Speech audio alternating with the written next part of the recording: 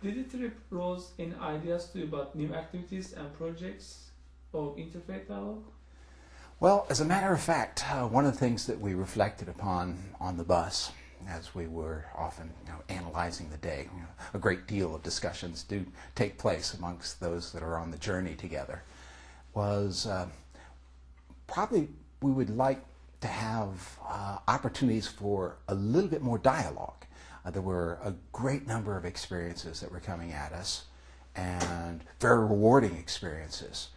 But I think that it would have been nice, given the large group of intellectuals that we had in particular with us on this journey, with a large number of philosophers, to engage in perhaps more extended theological discussions. I think that was something that often others on the trip might have profited from. We had small enclaves as we were on the bus that would, in particular, we were grabbing Betul, who of course speaks Arabic and Persian, and as a translator also very good, but she has a very sharp theological intellect. And so we would have discussions. We're asking questions that I thought were very, very important for understanding how Islam views Christianity.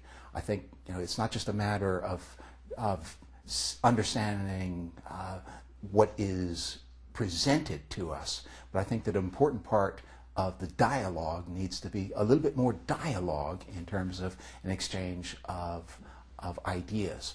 That too is something that in many cases took place on a very local level within a few people, but I think an opportunity to have more wide discussions would have been desirable in a couple of circumstances. Other than that, I think the program is working wonderfully. What type of could widen this discussion to people, normal people, per se, like instead of like the intellectuals? What are things that can be done to spread the message, spread this dialogue to normal people on the street? Well, therein lies the great quest, because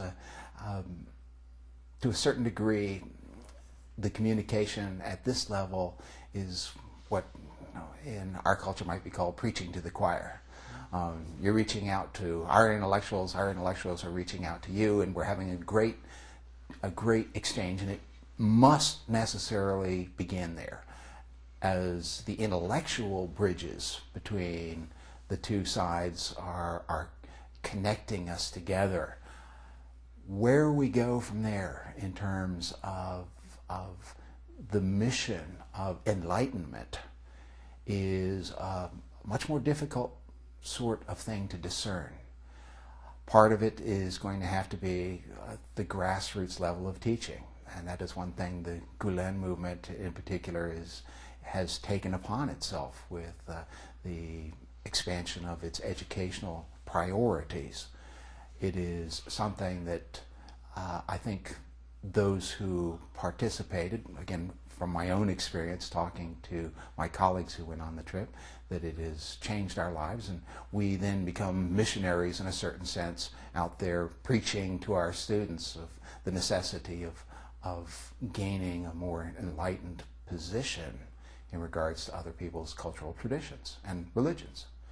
And so it's something that has to be a commitment on the part of the individual who's had the experience. And so I feel that exponentially, each and every one of the persons who is converted into an emissary for our common human bonds is going to go out and touch other people's lives. And so it may take time. It will take time. But I don't think we have any other choice. It's got to work that way. You mentioned the role of Gulen movement in this interfaith dialogue, and do you know anything about that inspired this Gulen movement? What are things that inspired you that came from Mr. Gulen about interfaith dialogue? Well, I think it's very important to exercise moderation in all things. And I think that Fethullah Gulen seems to be an advocate of moderation on both sides, because intolerance is something inherently dangerous. And I think that there is nothing that expands toleration quite like dialogue and genuine understanding. It's got to take place. I think one of the things that I would pass on to members of the movement that I think needs perhaps to be a little bit more clarified, particularly for people in my circumstances as a teacher at a secular institution, is the understanding of what is meant by secularism. I understand and have been led to understand that there are problems in Turkey with interpretations of what this term secularism means and governmental disposition. In our cultural tradition, with its more traditional separations of church and state, it is something that does have its advocates and it does have its detractors, certainly.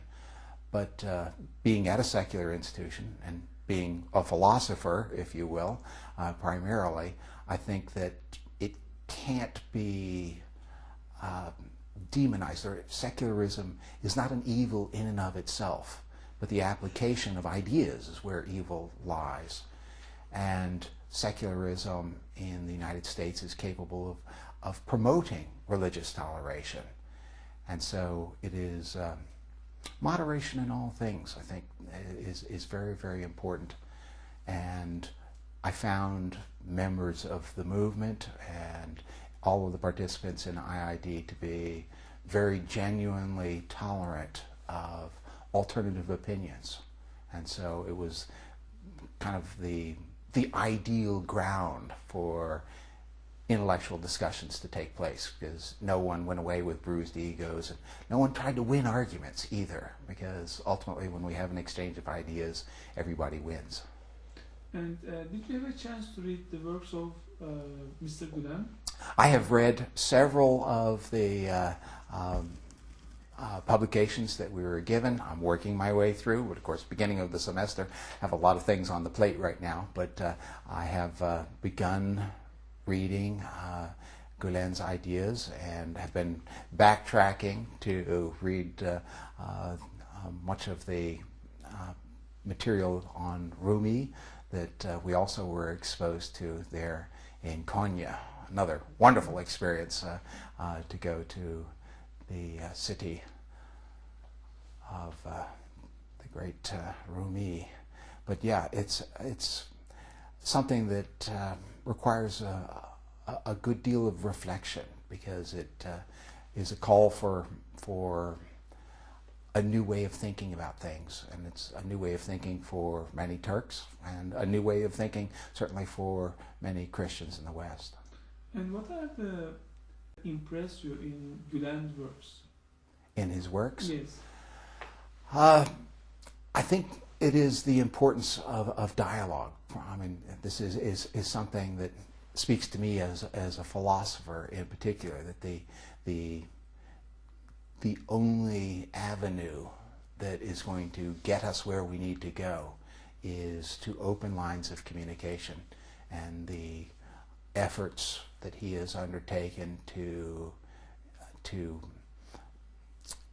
establish a rationale for dialogue itself. That is one of the fundamental things, is you have to realize why it's so important, so critically important to us as a species and as representative of our own cultural traditions, that dialogue is kind of the key. And I think that he is very much on the mark in regards to insisting that it's not optional, but it is requisite for moving forward.